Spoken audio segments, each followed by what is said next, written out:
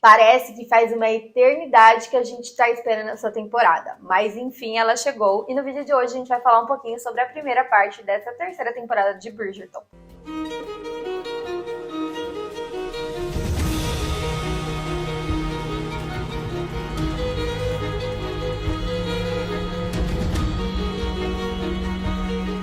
Fala aí galera, tudo bem? Tassiana Nery aqui, seja bem-vindo a mais um vídeo aqui do canal. Eu espero muito que vocês tenham gostado dessa primeira parte, eu espero muito que você tenha assistido essa primeira parte de Bridgerton, porque nesse vídeo de hoje nós vamos conversar um pouquinho sobre o que aconteceu. Também vamos falar um pouquinho sobre o teaserzinho que já saiu sobre a segunda parte, algumas teorias, enfim, bora falar um pouquinho sobre essa produção que nós estávamos esperando há muito tempo. Quem acompanha aqui o canal e as outras redes sociais sabe que nós estamos fazendo um especial junto com a Carol, então eu espero muito que você se inscreva e ative as notificações, porque embora esse vídeo aqui cada um tenha gravado a sua respectiva opinião, nós teremos sim mais vídeos falando sobre a série, inclusive o próximo vídeo sobre Bridgerton vai ser algumas teorias aí a respeito do que pode ou não acontecer na próxima parte. Eu particularmente nunca tinha lido nenhum livro e resolvi ler O Segredo de Colin Bridgerton, que é o livro que dá origem aí a essa temporada, e acabou casando com o fato de que nessa terceira temporada nós temos uma nova showroom. E ela deixou muito claro em todas as entrevistas que ela escutou o desejo dos fãs, que ela conseguia entender o quanto esse casal era amado dentro dos livros e que muito da sua proposta, muito da ideia que ela tinha para trabalhar com essa série era trazer essa essência desse casal para dentro das telas. Então que os fãs que eram sim apaixonados por Colin lá nos livros iriam ficar totalmente satisfeitos com as coisas que iriam acontecer com eles dentro da série, mesmo que algumas coisas já teriam sido mudadas antes mesmo. Uma dessas coisas, por exemplo, é o fato do segredo da Penélope, porque no livro, eu acho que muitas pessoas sabem, mas já vamos pontuar aí, no livro, quem descobre, assim, em primeiro lugar é o Colin. Na verdade, é a Cressida e aí o Colin ali, meio que simultaneamente, vamos dizer. E aí na série eles colocaram o fato da Heloise descobrir antes de mais nada. Então só essa pequena mudança já traz uma nova transformação e uma nova proposta e, obviamente, novos desafios para essa temporada. Porém, entretanto, todavia, a showroom conseguiu essa proposta, porque muitos detalhes, muitas passagens, muitas cenas, muitas mensagens, trocas de olhares e diálogos e tudo mais está dentro dessa produção. E assim, se já aconteceu nesses 4 primeiros episódios, meu coração fica totalmente assim, ó, tranquilo, embora ansioso, para realmente assistir essa segunda parte que estreia no dia 13 de junho. Já vou dizer que se você não leu o livro e tá aí ansioso, ansiosa para saber o que pode acontecer com esse casal, aproveita essa oportunidade de um mês de intervalo e corre ler os livros, porque eu tenho certeza que você vai se encantar e vai se apaixonar ainda mais e reconhecer realmente essas propostas e todos esses detalhezinhos que aconteceu dentro da série e que vai estar no livro também. Vamos falar rapidamente um pouquinho sobre algumas pontuações que aconteceu em cada um desses episódios, coisas que podem ou não estar relacionadas com o que aconteceu dentro do livro, beleza? Começando então sobre o primeiro episódio, sim, a Penélope dá parte da sua fortuna à sua família, como se fosse a sua tia falecida, a Petúnia. Dentro do livro isso também acontece e eu achei muito legal que eles mantiveram essa proposta, embora a Portia não seja assim uma mãe muito afetuosa e tudo mais, a Penélope realmente se preocupa com a família, então foi muito fofo ela fazer tudo isso. E aí a gente tem um segundo ponto, que na verdade são personagens que foram introduzidos para a série desde a primeira temporada e agora eles ganharam mais espaço de tela, que é a Alice e o Will. É muito importante dizer que a ligação deles em relação à série vem muito do Simon. Então, assim, cada vez que eles têm mais espaço de tela, cada vez que a história deles está mais envolvente, eu fico realmente esperando que a qualquer momento o René possa aparecer, estar do lado do amigo dele, assim como o próprio Will estava do lado dele desde o começo, naquele duelo. Cara, faz todo sentido. Talvez esse futuro desentendimento ou, assim, quiçá uma separação do casal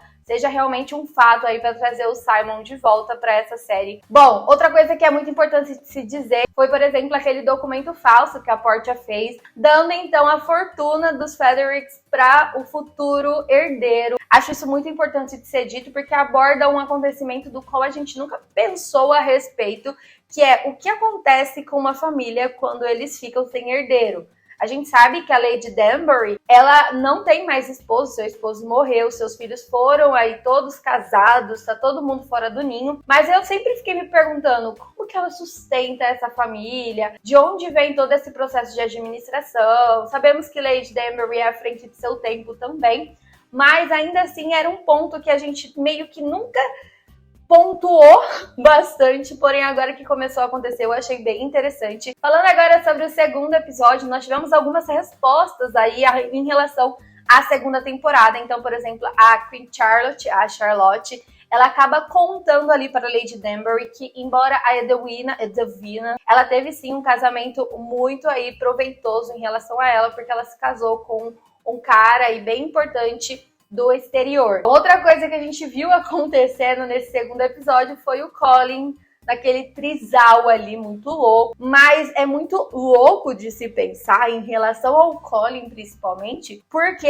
ele vem assim de um lado tão sensível, de um cara tão afetuoso, tão cuticute, sabe? Tão bobinho até ouso dizer.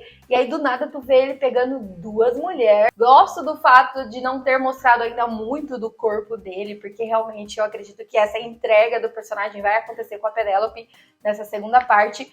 Porém, entretanto, todavia, achei bem ousado mostrar que de fato todos os Bridgertons podem ser cavalheiríssimos com as suas respectivas esposas.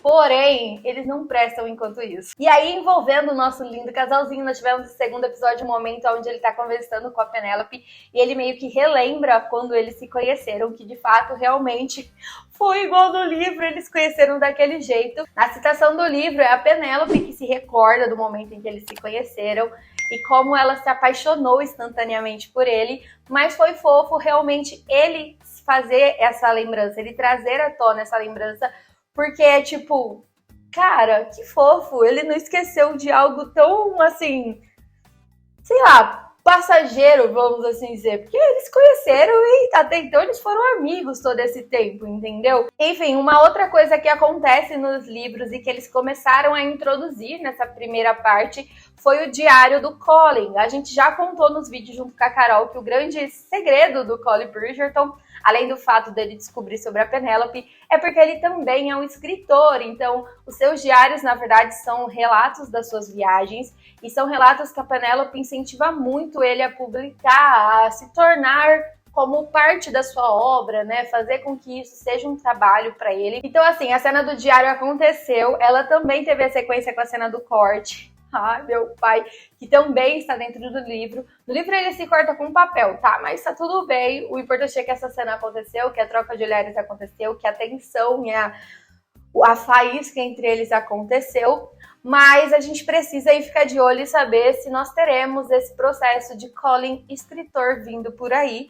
Até porque, quando ele descobre que ela é a Lady Whitstable, ele fica muito em choque e, ao mesmo tempo, ele sente muita inveja da escrita da Penélope, do quanto ela se encontrou nesse lugar que ele ainda não tem certeza se ele consegue ou não se encaixar. Então vai ser muito curioso ela incentivando ele, ao mesmo tempo que, por causa da sequência dessa história em relação à série, talvez ele não queira inicialmente ser incentivado ao descobrir que ela é a Lady Whitstable. Também precisamos aí pontuar um pouquinho sobre a Eloise com a Cressida e em relação a Penélope. A gente viu que a Eloise, ela ainda se preocupa com a Penélope, ela ainda, assim, tende a segurar e, ao mesmo tempo, ela não consegue se desapegar. Então, assim, até o final dessa primeira parte, embora ela tenha se aproximado da Cressida e embora em alguns momentos a Cressida tenha nos surpreendido, pelo menos me surpreendido em relação ali